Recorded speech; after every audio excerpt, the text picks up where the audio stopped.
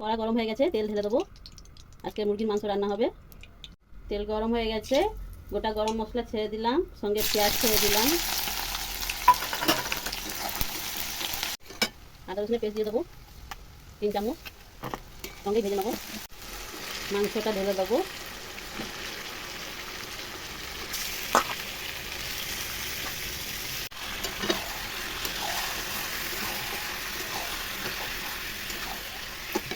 সঙ্গে টমেটো দিয়ে দেবো,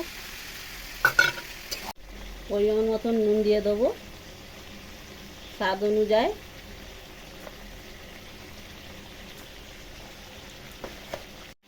হলুদ দিয়ে দেবো,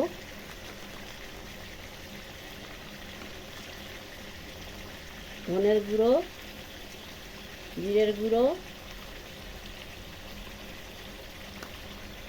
লঙ্কা দিয়ে দেবো 2 চামচ,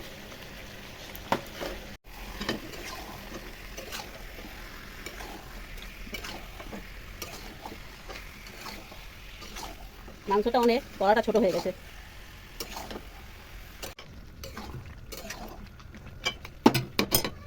ঢাকা দিয়ে দেবো।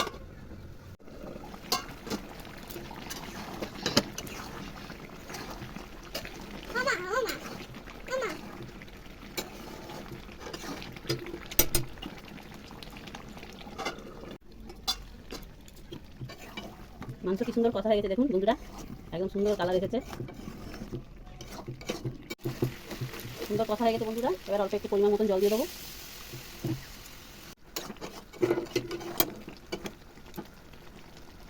গরম মশলা দিয়ে দেবো,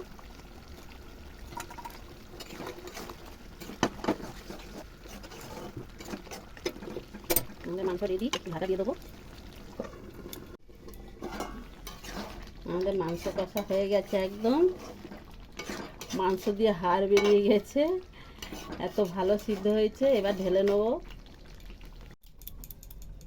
আমার রেসিপিটা যদি ভালো লেগে থাকে লাইক শেয়ার করে দেবেন বন্ধুরা। রাখলাম।